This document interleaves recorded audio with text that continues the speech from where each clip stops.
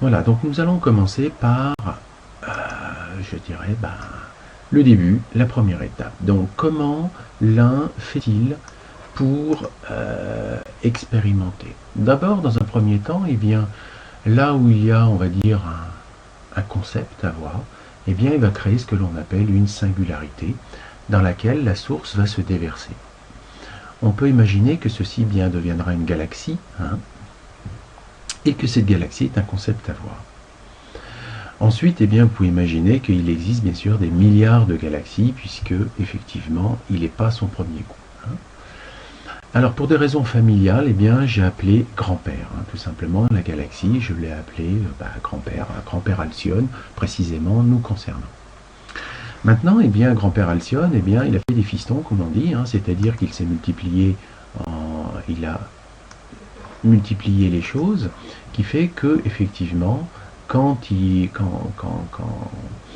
une galaxie crée, entre guillemets, des points d'expérimentation qu'on va appeler des idées, on appelle ça des soleils. Et un soleil, ça serait ce qu'on appellerait papa, tout simplement. Et vous pouvez imaginer que dans une galaxie, il existe bien sûr des milliards de soleils. Donc si je prenais aussi une autre analogie, eh bien ici, ça serait le bras, on va dire. Ici, ça serait le coude.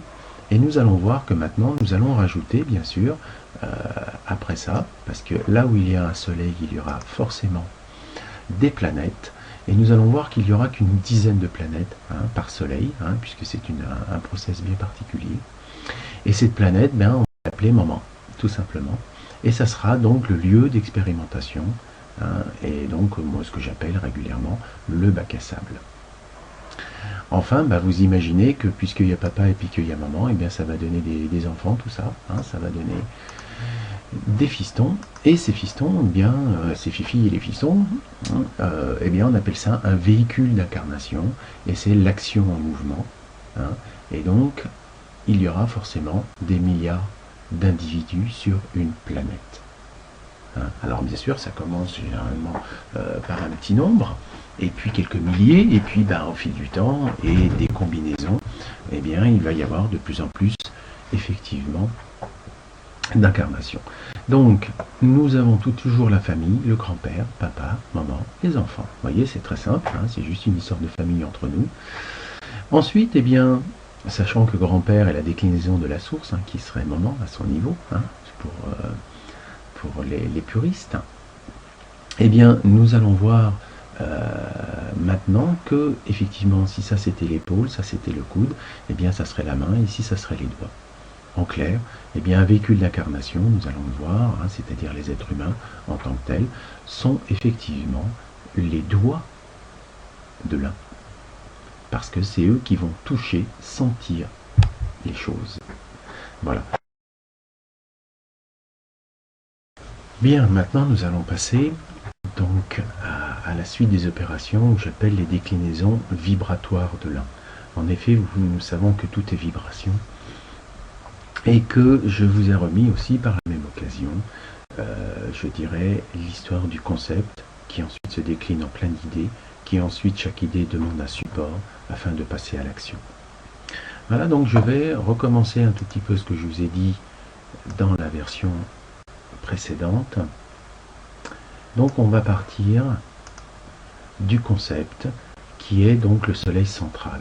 Donc c'est la source qui vient se déverser à travers une sorte de lentille cristal, qui va fabriquer donc des galaxies.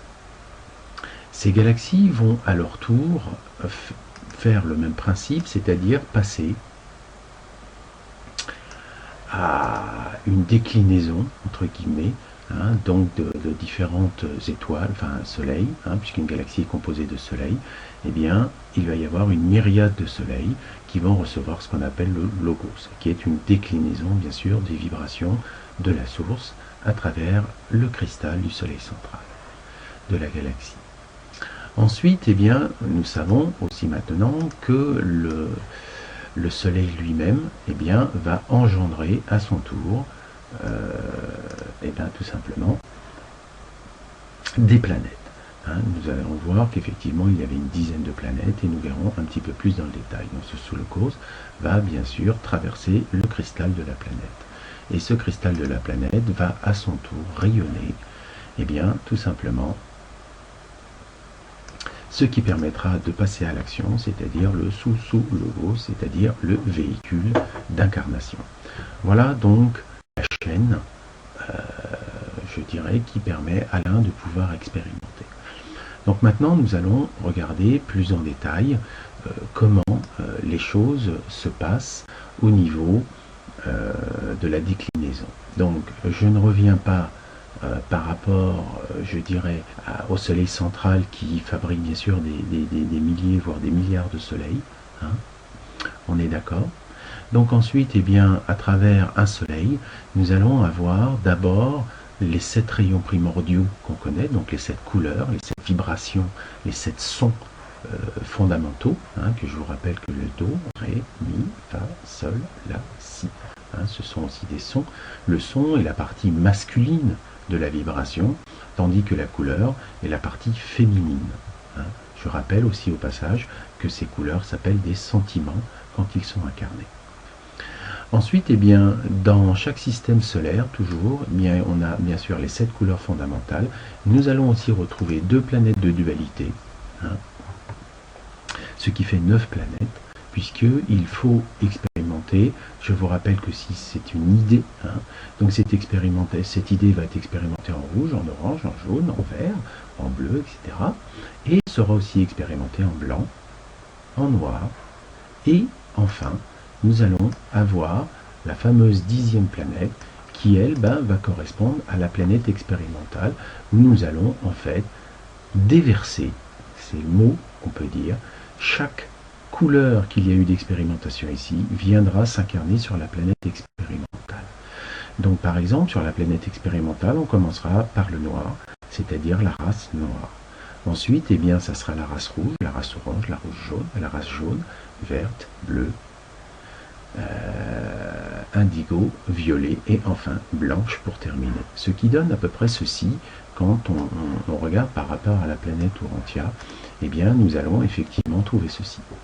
C'est-à-dire que nous sommes bien coincés dans un monde de dualité, nous allons expérimenter toutes les différentes races.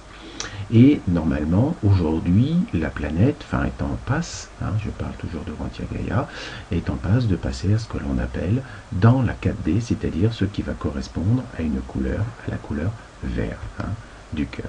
Quand nous passerons en 5D, à ce moment-là, bien la planète passera, elle, dans la couleur bleue. Donc ceci n'est pas stable dans le temps, il est bien sûr évolutif, puisque Urantia Gaïa est, je vous rappelle, une entité qui nous sert de support. Ensuite, eh bien, effectivement, nous pouvons concevoir que Urantia va littéralement, bien sûr, nous faire donc un sous-sous-logos, qui donc va décliner ces différentes couleurs, et ces différentes couleurs vont nous donner tout ça. C'est-à-dire que là, je vous ai tout mis d'un seul coup, je sais que ça fait un peu chargé, mais tout refaire un par un, c'est un peu lourd. Donc, ces 7 couleurs, eh bien, nous allons les retrouver ici, les 7 couleurs fondamentales, qui elles-mêmes vont être démultipliées en couleurs elles-mêmes. Donc ici, nous allons retrouver bien sûr le côté rouge, c'est-à-dire au niveau du monde minéral, nous allons retrouver donc un octave, c'est-à-dire dans le rouge, eh bien, sera expérimenté les 7 couleurs fondamentales. Ces couleurs fondamentales, ça vous donnera, par exemple en rouge, ça sera un rubis, etc., etc., etc., etc. J'en profite ici pour vous mettre ce qu'on appelle le spectre sonore, puisque bon, ici c'est le spectre lumineux. Ici je vous ai mis le spectre sonore et au milieu ce qu'on appelle le spectre évolutif. Vous allez voir que tout ça, bien sûr, c'est la même chose avec des mots différents. Je rappelle au passage que effectivement, ici, ce sont toujours les moteurs de la Terre, le moteur de l'humain et le moteur du ciel. La mécanique, bien sûr, reste totalement inchangée.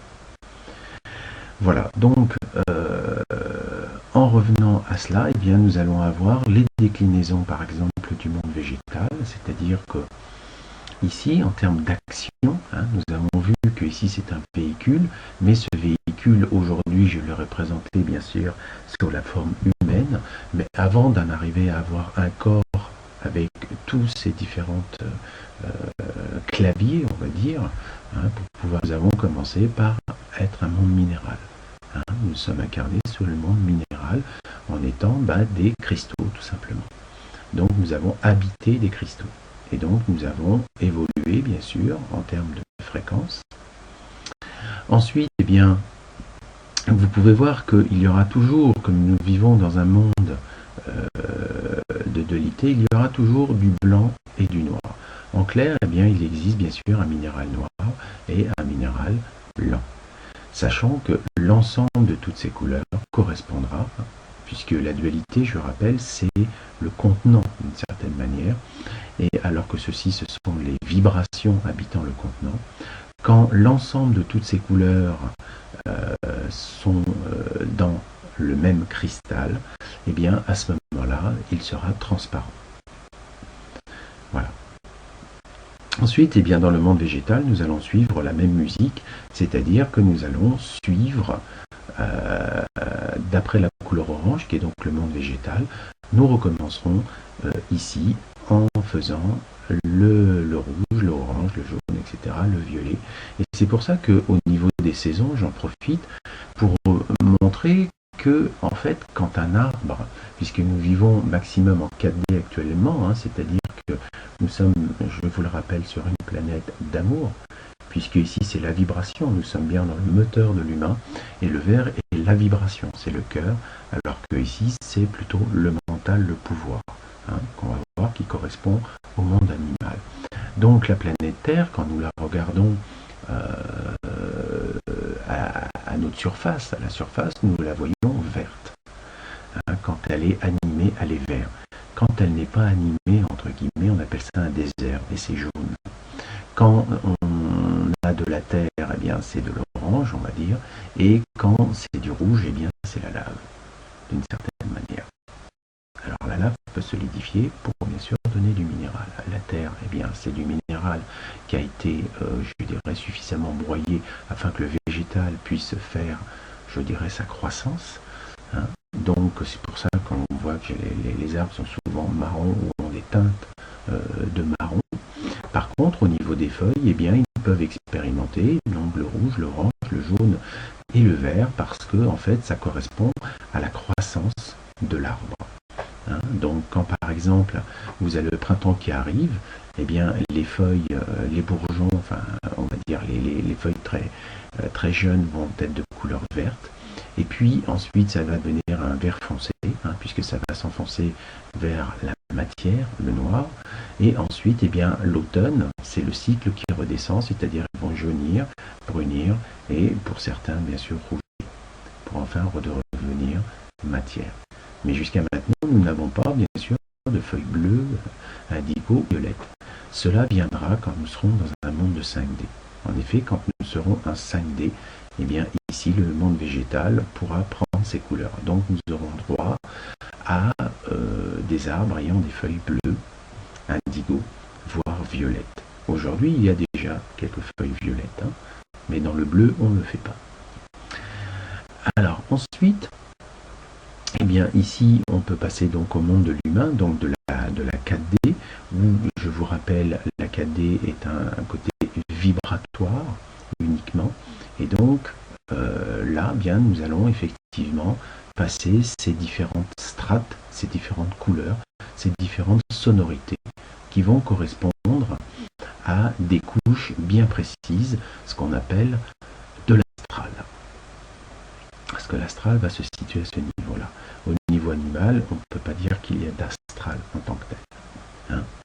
Enfin bref, on ne va pas aller dans trop les détails maintenant. Ensuite, eh bien, nous passerons effectivement dans le moteur ici, du ciel, qui sera la 5D, puisque là, on sait que c'est le réceptacle, c'est le côté masculin, le côté géométrique, tandis que la 6D, ça sera la vibration. Eh bien, nous ferons l'expérience matérielle dans un nouveau corps. silicé, nous ferons l'expérimentation, bien sûr, de tout cela, plus, bien sûr, toutes ces vibrations. Donc là, eh bien, nous avons donc les notes correspondant à tout cela. Donc aujourd'hui, nous pianotons, bien sûr, sur l'ensemble de toutes ces notes, hein, puisque ce sont les 7 chakras.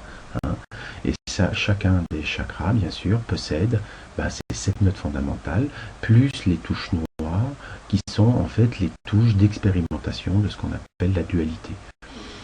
Dans le côté, on va dire sombre, puisque les touches de couleur originale sont blanches, hein, et puis là où nous avons les petites touches noires, ce sont en fait tous les blocages énergétiques que nous faisons à tous les différents étages, on va dire, de notre expérimentation.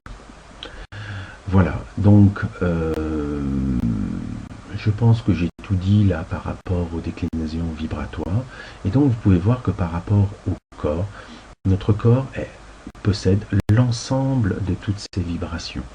Et donc en cela, vous pouvez comprendre que quand nous ne sommes pas incarnés en tant qu'entité, nous avons bien sûr des couleurs, nous avons bien sûr une tonalité des sons, hein, nous avons une vibration qui nous est propre en termes de son, mais nous avons aussi une notion de parfum. Quand par contre nous sommes incarnés, nous avons bien sûr, nous apportons notre vibration personnelle, nous apportons notre expérience que nous avons eue à travers bien sûr les différentes incarnations, et nous apportons bien sûr nos différentes couleurs aussi, mais dans un corps où bien sûr qui est neutre par définition. Un clavier de piano reste un clavier de piano, mais chacun va jouer dessus comme il a envie de le faire. Voilà pourquoi notre esprit directeur va s'amuser à pianoter, entre guillemets, avec ce corps physique. Voilà pourquoi, par rapport au nouveau complexe vibratoire que je vous ai parlé concernant le corps, nous parlons du mental, corps, esprit.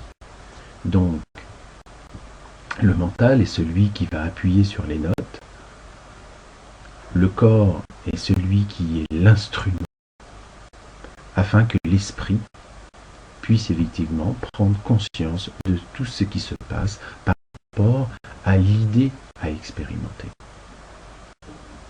Voilà, donc il nous faut bien sûr de multiples incarnations, puisque nous ne pourrons pas jouer toutes les partitions en même temps. Voilà.